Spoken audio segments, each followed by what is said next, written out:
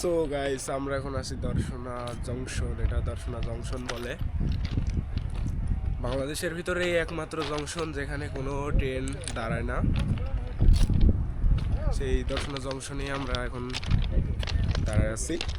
কিছুক্ষণ এই যে এখনো যাচ্ছে, দেখা যাচ্ছে এখান থেকে অনেক দূরে চলে গেছে।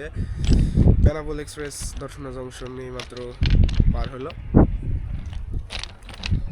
আমরা এখানেই আছি, অনেক মানুষ আছে এখানে। আজকে আমাদের এটা ছোটখাটো প্রোগ্রাম হলো এখানে।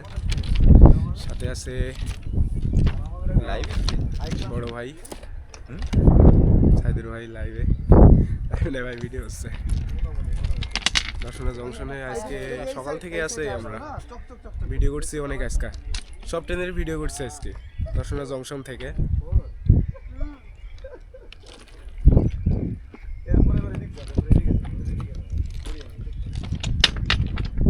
তো এই ছিল আপনাদের মধ্যে। সবাই ভালো থাকবেন, সুস্থ থাকবেন। আল্লাহ হাফেজ।